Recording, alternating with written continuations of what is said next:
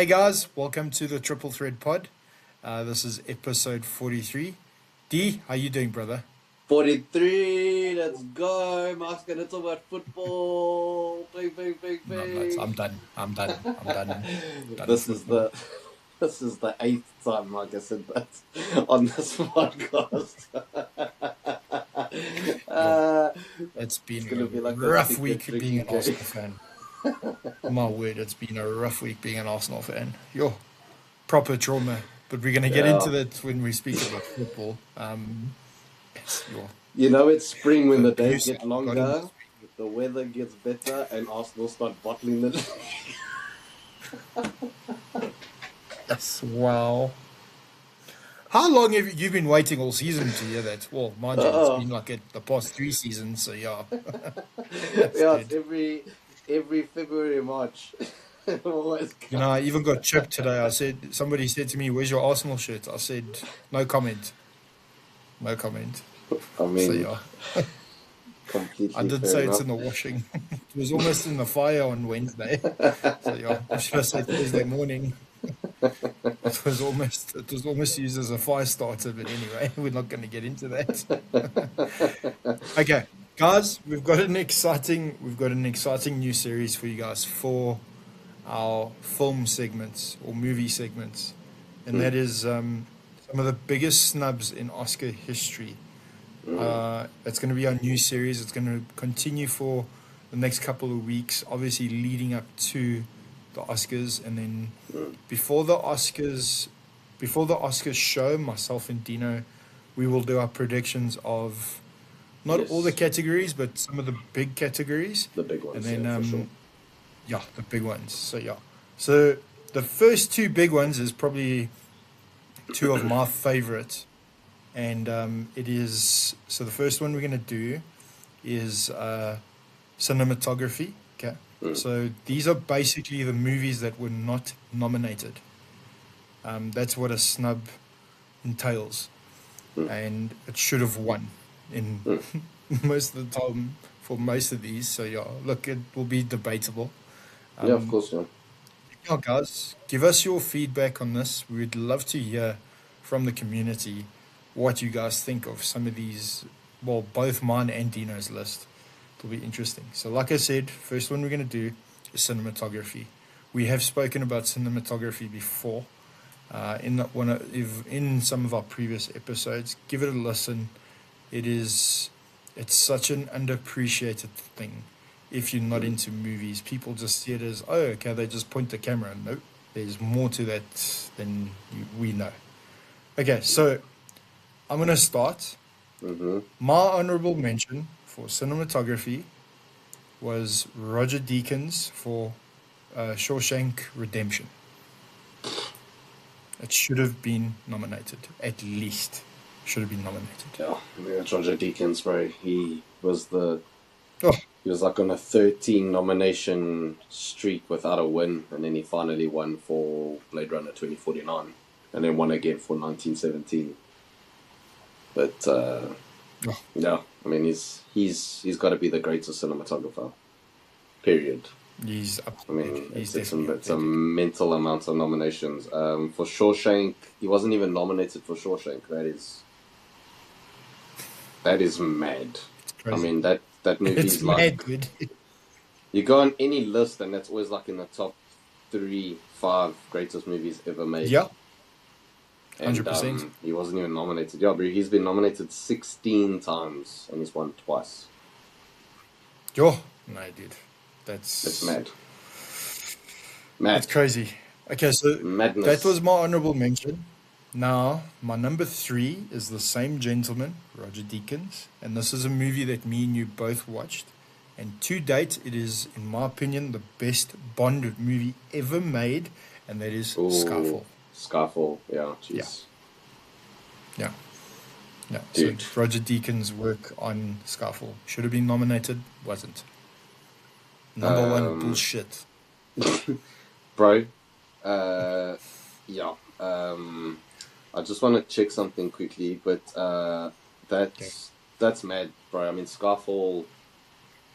Oh, I mean, it's such, yeah, dude. That look. I mean, bro, even like Sicario, mate. I mean, I don't know if he was nominated for Sicario, but I don't think he was. bro, like, yeah, he's for people who know about cinematography. It's such an art, man, and Dude. it's so underappreciated. Yeah, I mean, growing up, I always thought the director was the cinematographer. I thought the director was the person holding the camera. And, Same here. Same here. it's not. It's the cinematographer, Same. and they're just. So if you've learned that for the first time, there you go, guys. You're in a pod where we appreciate You every today is aspect of you film. today is old learning that. You're welcome. Yeah, yeah. I mean, they talk about the aspect ratio. They talk about they set up all the lighting. They block the scenes, which for people who don't know what blocking means, the actors don't just move randomly. If they move from like a windowsill to a desk, that's got to be blocked, so they know where to place the cameras, and the cameras can follow. Speaking of cinematography, for whatever reason, I keep zooming in and out. So Kratos in the background is actually blocking me and telling me where to stand. So if anyone's wondering why that's happening, that is boy. Yeah, your jokes do not Did it humor me, voice. boy. Yeah. So sorry, Kratos.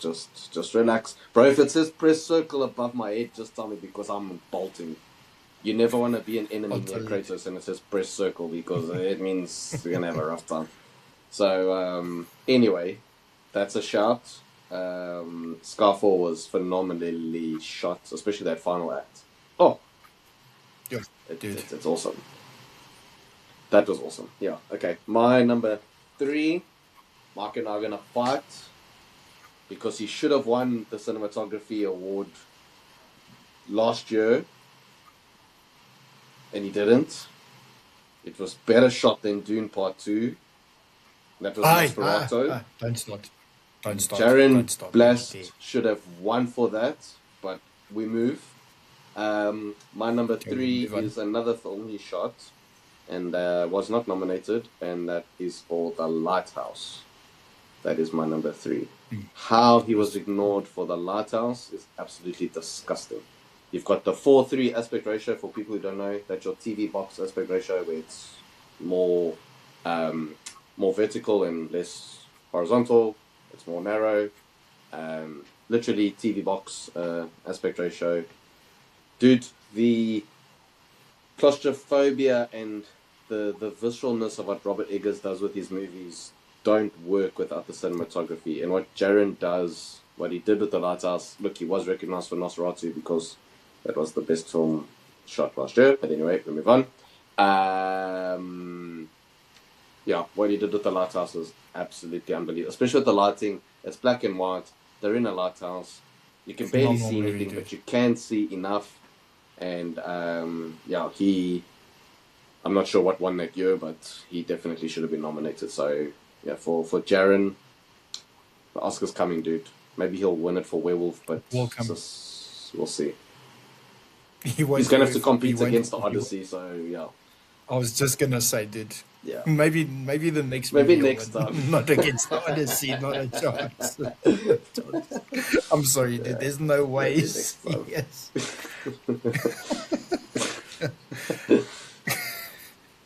Okay. My number 2, I cannot pronounce this person's name, and I'm sorry, I'm not gonna butcher it. But it was the cinematographer for Interstellar, which was Hoyte van Hoytema. If I hope I said that Well right. done. I hope I You did. didn't just You butcher did. it. No, you Did I? did it Oh, well. Yeah, you okay. did. Yeah, Hoyte van Yes. Hoytema. Yeah, well done.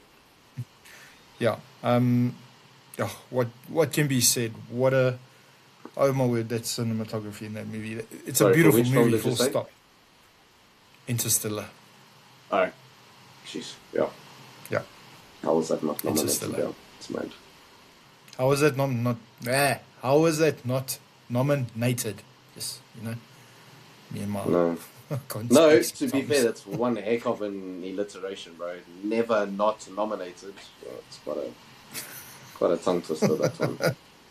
Um, yeah, I mean, dude, I don't want to spoil things, but there's certain scenes. I mean, even the scenes on Earth, bro. Like, I mean, Nolan, Dude. the cornfield chase again.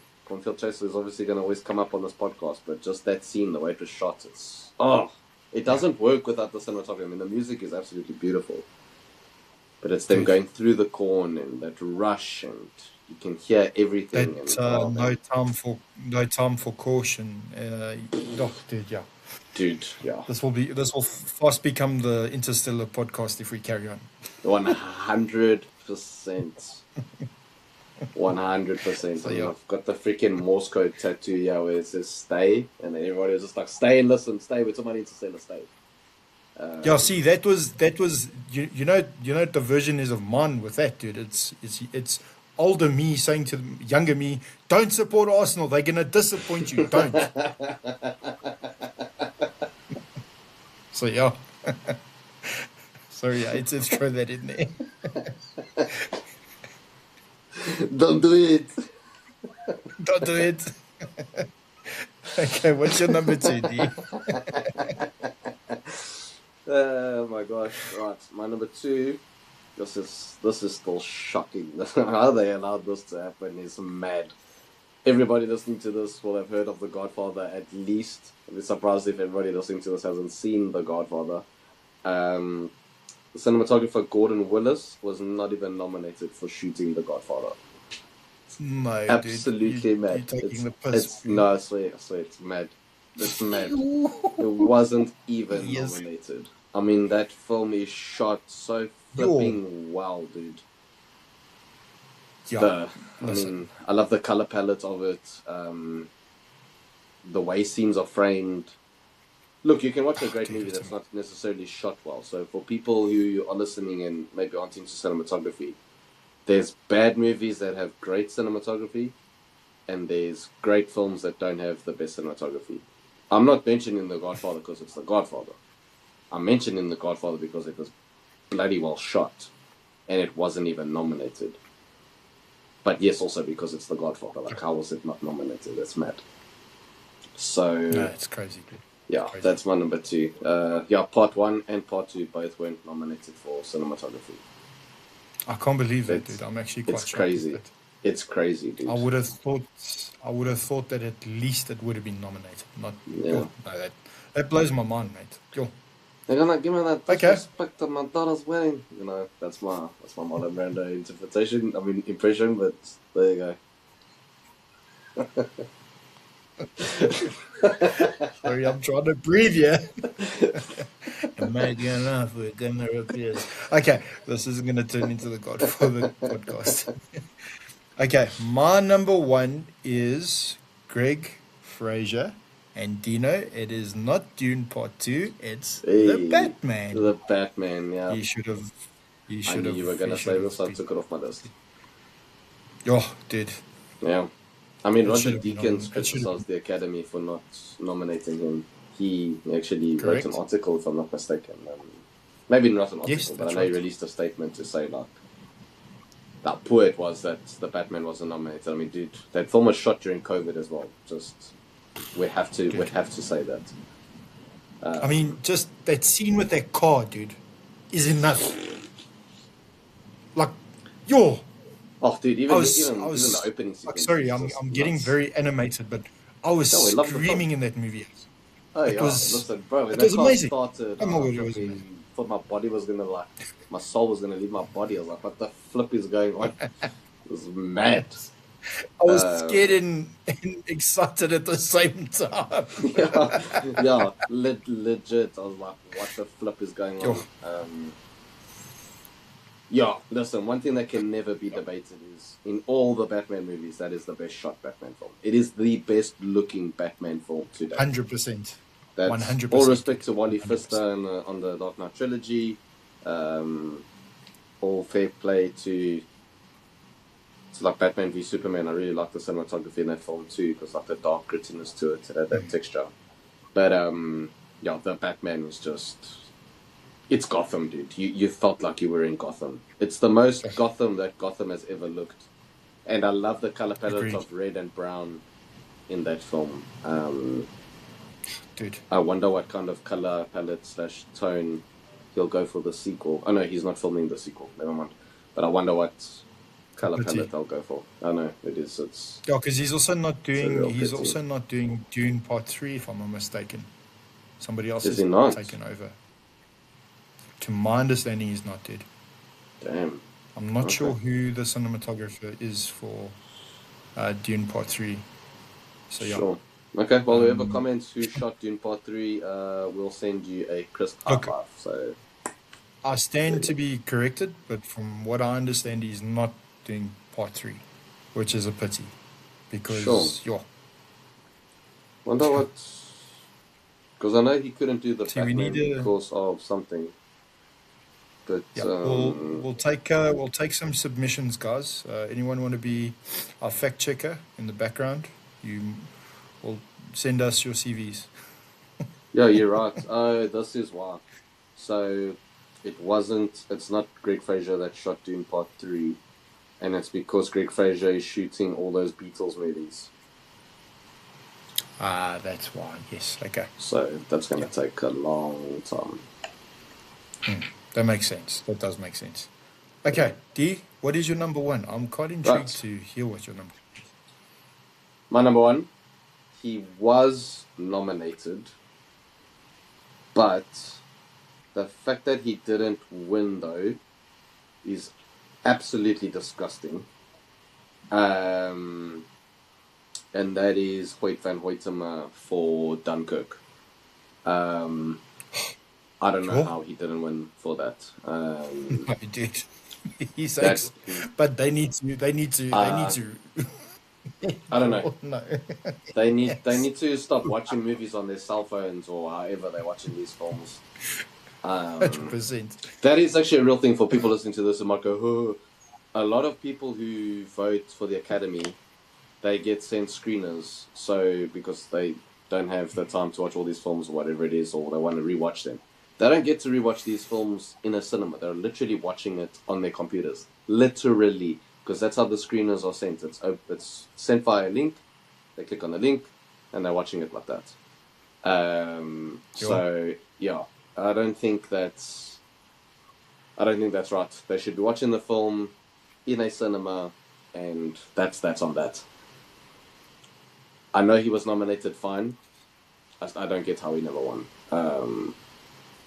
It's No, dude. crazy That should have won. how That you should have won, don't dude. how That you should don't have won. win for shooting that is. Look, to be fair, now that I think about it, live caught live in 4K or slash HD SD whatever quality you're watching us in. Um, I think he was actually against Roger Deakins for Blade Runner, so he probably lost to Ooh. him for that. But still, I still keep it as my number one because I mean Dunkirk. I suppose he's just unlucky then to have not won an Oscar for shooting that. But that's one of the best 100%. shot war films I've ever seen. I mean, dude, whether you're Tom Hardy in the plane, or you're the guys on the beach, or you're the guys on the boat, it was shot so No, well. it's incredible. It's absolutely incredible, dude. Shot so well. It's absolutely Yeah, incredible. It's the only movie I've ever watched twice in one day. Once in the morning and once at night. Never done it before. It man. says a lot. Yeah, Yeah. Okay, recap your list for right. cinematographers that should have won for those movies. So my top three were, I'm butchering his surname because I'm not saying it correctly, but Jaron Blaski for The Lighthouse, Gordon Willis for The Godfather, and then those two were not nominated, and then Hoyte van Hoytema for not winning for Dunkirk. Nasty. Nice. Dude, solid list, man. Okay. Mine is, so my honorable mention was Roger Deakins for Shawshank Redemption. Um, then number three was Roger Deakins again for his work on Skyfall. Number two was Interstellar, Hoyten van Hoytma. And then number one was Greg Fraser for The Batman. Okay, so that is the Well done. cinematographers done. Excuse me. Done. Next one of my favorite categories. It's one of the first things I always look when a movie is coming out. Who does the score? It's Mm. very. I love this. I love this category. Okay, so score. We had our guest, our first guest ever. So give it a watch, guys. Couple of episodes back with Sergio, and yeah, it was a great one that we had there. Yeah, shout out Serge. Okay, so yeah, shout out to Serge. My honorable mention is for Daft Punk for Tron. Mm, It should have been nominated, mm, but it wasn't. yeah. But my number three, this may be controversial. My number three is The Good, the Bad, and the Ugly, and that is the great. Uh, yo, you, Ennio yeah, no, Morricone. dude. Thank you. There we go. You know, I was Mm. watching YouTube to get the pronunciation right, and I still couldn't get it right. So yeah, Margheriti. Yeah. Margheriti. Okay, what's your number three, D? It's just funny how, like, so many of these themes are so iconic. Like, everyone knows the theme from Good, Bad, and Oh, Ugly. dude. Everyone. Wee wee woo. Wah, wah, wah. There we go. Everyone knows that. Everyone. And Dude. yet, that's mad. Right. Mine number three. An honorable mention I could throw out is Clint Mansell for Drive. That score's flipping Oh, epic. dude. Yo. So epic. But I think it's also the soundtrack that's also really good. That movie's got such a sick soundtrack. But that opening But the track, scores, that opening track in that movie, it's that nuts. opening track in that movie it's ridiculous. No, Makes you it's want to so go good. drive late at night. I don't want to say rob banks because, 100%. No. but Don't yeah, rob banks, but neon lights, 100%. It makes you want to do that. Right. So my number three couldn't be nominated under technicality because of various composers and unlicensed music, which I just hear blah blah blah boring. If the score is good, it's good and it should be nominated. And that is it was Ryuichi Sakamoto for The Revenant. yo, Dude, yeah, I'll no, never dude, what a forget watching shout, that movie in mate. IMAX, and that score was just like shooting through me. It's incredible, dude. It is Oh, incredible. dude, that main theme is yeah. Any great score is a It's character in a film and just elevates the material. And I 100%. mean, you're just following one character the whole time. There's barely any dialogue. The score the composer of any film like that has a lot of work to do because you've got to help carry the film when there's no dialogue and there's just scenery. Correct. And of course, that was all shot with natural lighting and stuff. The Chivo Yeah, Emmanuel Lubezki, I mean, he's a phenomenal cinematographer as well. But that film doesn't work without that score, and it should have been nominated. Screw the rules; they're dumb. It's a flipping phenomenal score, and it should have been nominated. So yeah, that's for Ryuichi Sakamoto for The Revenant. oh, dude. Okay, look, my number two and number one are both the same composer, okay, but at different movies. So my number two, okay, in my opinion, he's the greatest. He's the greatest composer of all time. There are some truly amazing guys, which we will touch on another day for another film segment, Mm. and that is the great Hans Zimmer. And the movie that was not nominated was The Dark Knight Rises. I don't understand why it wasn't. My word, that score was incredible. Dude, On Thin Absolutely incredible. Ice, Gotham's Reckoning, Oh, Fire add those two, Rises, your dude. Those tracks are dude. nuts. Yeah, yeah. Those tracks are nuts. It's That film doesn't work without the whew, score. The score's such a big part of it. but 100%, 100%.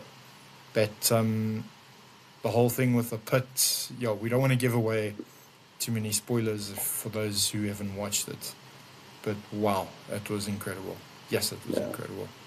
Deshi Basara. Okay, so my number two, yeah, Deshi Basara. So my number two is The Dark Knight Rises. Nice. My number two is one you've already mentioned. It's one of the best scores ever done. It's got to be, sure, maybe even in my all-time top 10. It's really, really high. It's one of the scores I've listened to the most, and that is Daft Punk for Tron Legacy. I still can't believe Ooh. they went. I mean, I can't even believe they didn't win. Never mind get nominated. Yeah. I mean, I watched that Oh, film and I walked out, and the first thing I said was, "Well, Daft Punk are about to win an Oscar." So that score's absolutely unbelievable.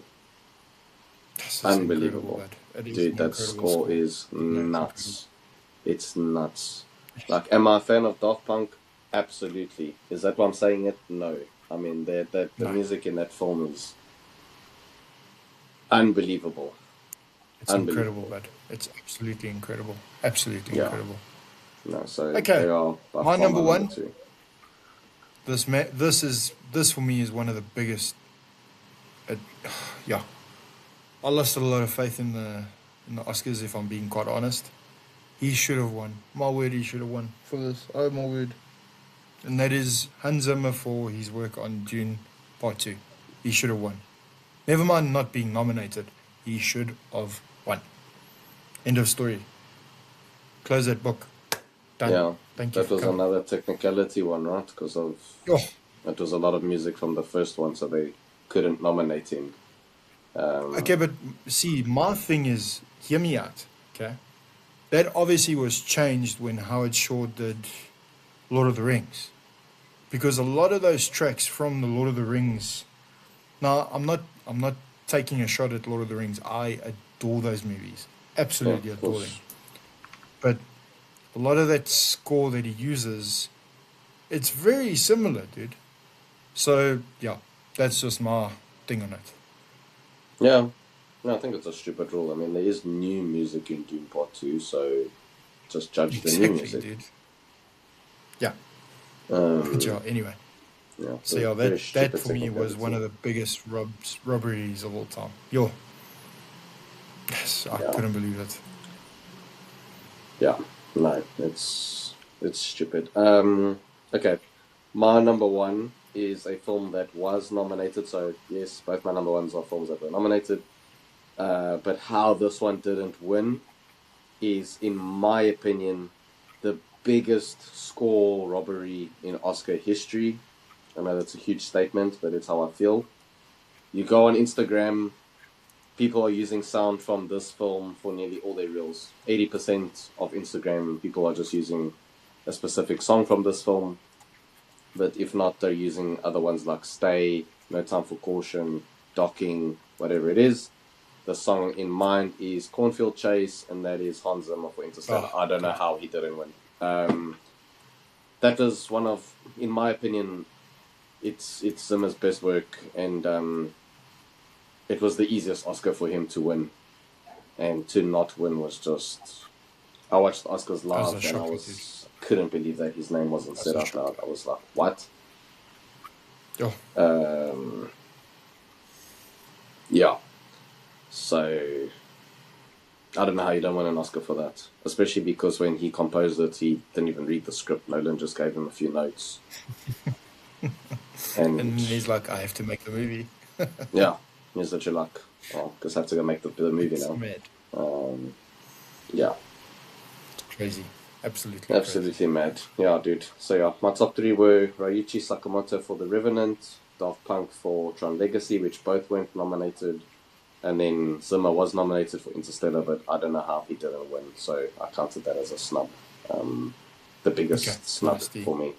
And yeah, Okay, so for me, it was honorable mention was Tron Legacy with Darth Punk. Number three was The Good, the Bad, and the Ugly with what's her name working on that. D, just help me with these names. Sorry, D. I'm gonna Ennio butcher that name. Morricone. Ennio Morricone. Okay, there we go. Got it. Then Hans Zimmer's work on The Dark Knight Rises is number two, and then his work on Dune Part Two. So yeah, that is the end of part one of our Oscar series of the Mm. biggest snubs. Okay, moving on to MMA. D, we last week I messed up, but I messed up big time because I thought it was the fight night in the morning, and waking up in the morning and it's like, oh, I got the dates wrong. So I do apologize to all our listeners. But Sean Strickland and Fluffy are fighting tomorrow morning. We are recording on Saturday. You'll be listening to this on Tuesday when it releases. So yeah, we did pretty much cover MMA, the whole MMA scene last week. But some exciting potential matchups with there's big rumors about Alex Pereira and Cyril Gahn fighting for the heavyweight championship. Mm. I wanted to get your thoughts on this. Yeah, I mean, I'm happy. I want Alex to move up. Tom Aspinall reckons he'll have to retire from fighting now because of his eyes, which only he knows if he's making that up or not. I don't think anyone would make that up. I don't think he's making it up, dude. No, that's quite hectic to make up. So yeah. I also read something that he might just move to boxing. That was not confirmed. That was not confirmed. So there was a whole big thing rumor, with that. Yeah, it was a rumor. Because he said originally the rumor was that he had said if the UFC don't release it, if the UFC won't wait, the UFC wanted him to vacate his title, and he said if that's the case, release me from my contract. I want to go into boxing, and that is not happening. It won't happen. So yeah, well, as of now, it hasn't happened. Okay. Yeah. So yeah, that was that whole situation. Yeah. Look, I mean, it's never a better time for Alex to make a heavyweight title run because, as we've said, that's by far the UFC's weakest division. To have Alex as a heavyweight would be. I mean, there's no competition there. There's no competition, so he's gonna put he could easily he could easily defend the title. Yeah, we might see our first 3 division champion. Never been done before. That's guys, mostly why I want him to move up. Yeah, I want him to be the first to do it. I mean, what a story! Yes, what a story that'll be. I mean, it's only him and Taporia that have the potential to do it at the moment. Yeah. That's obviously if Taporia moves up to welterweight and fights Islam Makhachev. No, sorry, not welterweight. Welterweight. Yeah, welterweight, yes. Yeah. So, let's see. We don't know. So there's not really much to talk about MMA this week. Obviously, next week we will go over the fight week with Sean Strickland and Fluffy Hernandez. I hope Fluffy wins. I really do. I'm not the biggest fan of Sean Strickland. I think he runs his mouth a bit too much. Let's see what happens there. Moving on to football. Not that I want to. I don't have much to talk about. I'll let you take the reins on this. I mean, so what I do want to say is what transpired in that Real Madrid game with Benfica was disgusting. Absolutely disgusting. There's no place for that in this world. No. It was. The thing is like kids are watching those games and they see things like that happen, and it's not okay. It's not okay. So yeah. No, it's not. Okay. Yeah, I just think it's quite a tricky situation because we don't know if what he actually said was what he said. Correct. Unfortunately, it is always the same player, so it's almost starting to look a bit like Boy Cried Wolf. And Vinny, I've lost a lot of respect for him. I actually don't respect him at all. Not to say that he deserves to be called that, of course not. But just to say that I don't really trust what he says, and he likes to play the victim. And I'm not sure how to feel about that story, to be honest. I'm not quite convinced that those things were said to him. But we'll never know. That's between the two of them and God. Only they will know. The two of them in God, 100%. So, Dude. Fully agree. yeah, but regardless, there's no need. And I mean, even him scoring and taunting the fans, there's no need. I'm not, again, not justifying any name calling and stuff, but, you know, show some class, score your goal, celebrate. Don't taunt the fans. The And fans then are move there on. to support their team. You're a little brat that earns 6 figures a week.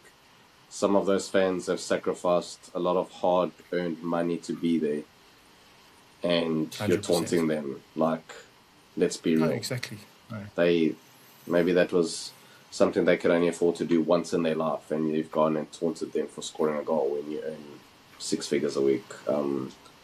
There's absolutely no need, and there's no class. So, if that was said, it's disgusting.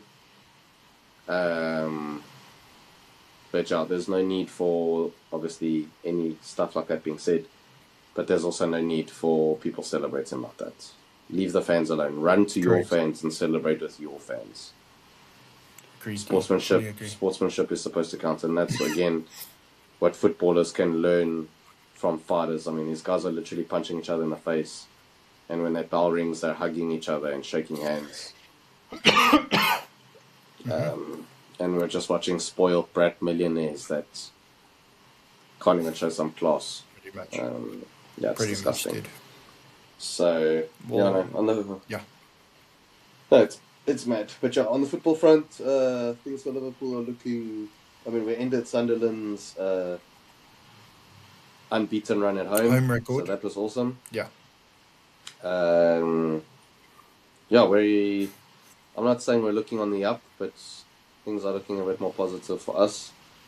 I took the piss out of Arsenal in the beginning of the episode. But yeah, mate. Look, it's still 11 games to go. I want to say 11 or 12 games to go. Yeah. A lot of points to be played for. So There's a lot of points to be played for, but I don't know if I'm going to watch any more of these games. If I'm being quite honest, it's just not good for my health. No, it's stressful, bro. It's stressful. Because if City win tonight, they'll go 2 points, just 2 points behind. So what you really want to do is you want to be a strong Newcastle supporter tonight. 100%, dude. But yeah, I don't have high hopes though. I'm sorry. I don't have high hopes. No, I think this is when City turn on their button. So yeah, people always write off City. I've been saying it since like freaking they started the pod. They write them off. They start slow, but do they finish strong? Something happens in February and March where City are like, oh yeah, crap, we need points, and then they just no. They just go into hyper mode. It's the Millennium Falcon jumping into what's it? What is the term? But hyperspace. That's exactly what's happening. And Arsenal still driving a little donkey cart, which is full of balls. Donkey cart. So yeah, it's frustrating, dude. It's very frustrating. When I wake up on Thursday morning and I saw the score, I'm like, are you serious? I almost threw my phone against the wall. Because I mean, at least you don't stay up to watch it, Philip. No, I won't. I love that team. I really do. That's my number one football team. But I've learnt in the past, you got to get up early, because I mean, I got to get up early for the polar bears and stuff. For those of you who don't know, I breed albino polar bears, and I send them off to Dagestan to go wrestle with the wrestlers, and that's why they are so good at wrestling. Anyway, but that's for another time to discuss. And that's good at wrestling. So yeah, guys. Look, just going back to the Champions League and stuff. As you can see, I'm trying to avoid anything with Arsenal. Some big shockers with Inter Milan losing, Atletico drawing. No, I'm just joking. We can talk about Arsenal deeds, all right? You can grill me, but because yeah. Well, if you guys recall, there was a documentary that they released with Arsenal, where Arteta is holding a light bulb in the changing room, and he's like, everyone's got to use the energy and stuff. And what Wolves went and did is they literally turned off the switch, and it's like, surprise. That's exactly what it felt like when I saw that score. And when I watched the highlights, it was even worse. It was very disappointing. It is. Look, I have a. How can I put this? These guys get paid so much money. So They much money. do this as a full-time job. Now, everyone makes mistakes, but no, no. You telling me, dude, I don't know what's going on with Arsenal, but eventually what's going to happen is they're going to get like a 40-point gap, and they're still going to bottle it. It's embarrassing, dude. Look, Bro, yeah. look, the game with City hasn't happened yet. Like I said, guys, for context, we are only recording on Saturday. Tomorrow, I don't want to even think about it. Tomorrow, Arsenal are playing Spurs. Guys, if Spurs beat Arsenal, I'll be the only one recording next week. Mark's gonna take leave. No, I'll record it. It's just I'll jump off when it's the football segment. Yeah, get Matt the trainer on so we can talk about. Yeah, I'll get Matt the trainer who trains will come on, dude. I need to send some of those polar bears to Arden, those eggs up at North London, but no, maybe I'll just say two things. Send Pereira to just maybe head kick Arteta and kick some sense into him. It's like, oh, let me make Saka an attacking mid for the game that is so crucial. I don't understand, dude. I don't get it. And there's no easy games now. There's no time to experiment. He's had 5-6 months to experiment. Now's the time you've got to win every game. Bro, to win the league now, you've got to win every game. That's just how it is. Dude, I'm gonna say this, okay? If we don't win anything, nothing, okay? 0, he must go. He has to. I don't want him there. He has to go. It's 7 years, If he doesn't win dude. anything, he 7 years. To go. Yeah. Palace have won more trophies in that time. It's bad, bro. Like, it's bad. 100%. He will have to leave if he wins nothing. He will 100% have to leave. Cesc Fabregas left us, won at Barcelona, came back into coaching, and he's won trophies before we've won the Premier League. It's ridiculous, dude. Yeah. It's ridiculous. Yeah. No. Sorry, guys. I'm getting very animated because it is my football team and it makes me angry. So, yeah. No, that's true. So, yeah, look. Let's see what happens. No, it's true. I'll just say two things. One, it was good karma because when you played Wolves the first time, Wolves scored every goal. It was 2-1. They scored 2 own goals. We still won. We won. But, yeah. So you guys owed them the own goal. And then, dude, Saka is embarrassing. I'm sorry, I've been saying that guy is so embarrassing. He hasn't scored in 18 games. You score a goal against Wolves and you celebrate like that. Bro, they're bottom of the table, mate. You haven't scored in 18 games. Where's your dignity, bro? Like, dude, here's a stat for you, okay? Here's a stat for you. It is the first time in Premier League history that a team that is top of the league goes on to mess up a 2-0 lead against a team that is bottom of the league. First time ever. Ever. No. Yeah. And what have I been saying? Arsenal are not killers. They don't have killers up front. They've got a great defense, but then, exception of that one particular set play. But your people must just stop. Yeah, and then why sit back for the last 15 minutes? Like, 100%. You're playing against Wolves. Why wouldn't you just keep your foot on the gas? That's the thing. Go kill them. Like not literally, but score 7 goals. Who cares? They're gonna get renegated. Yeah, don't be relentless. Don't take your foot off the gas ever. That's the difference between. As much as I hate to say it, that is the difference between Arsenal and City. Yeah, City don't care. No, they don't care. no one can say Pep parks the bus. That guy's relentless. No, He he never is parks the bus. He never relentless. parks the bus. They So always yeah, attack. it's Arteta cannot make excuses. I'm sorry, dude. He No, there's no cannot make any excuse. more excuses. Like, yes, maybe there's an argument for injuries, but so does every other team. Every Every other other team team, has bro. Even injury when we problems. won the league, we had injuries, dude, and we won. We had a 21-point gap. It's the biggest gap in Premier League history.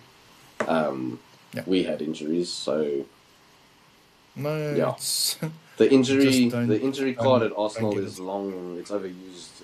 It's done. Look, the physios They at need to Arsenal stop. need to be fired. I've been saying this for Just, years. I don't even know if they have This even physios, bro. before.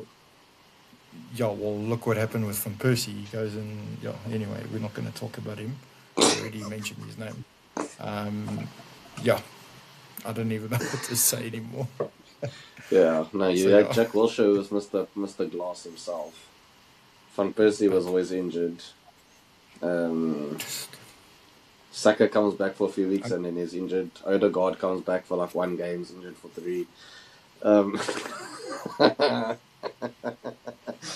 Yeah, I don't know. it's roast Arsenal. It's the roast of Arsenal to that. So yeah, Yeah, guys, I hope you have a wonderful week. I hope yeah. whoever you support, unless you're a Spurs fan or a City fan, Or I United hope you fan. guys have a good week. Or United fan. Oh, sorry, Ta. Sorry, Ty. I want you to Didn't have a get me. great week. I don't want your team to have a great week. So yeah, guys, till next time, have a great week. God bless you, God and bless, can't guys. wait to see you guys again for the next episode. Right. Cheers, guys. Boy.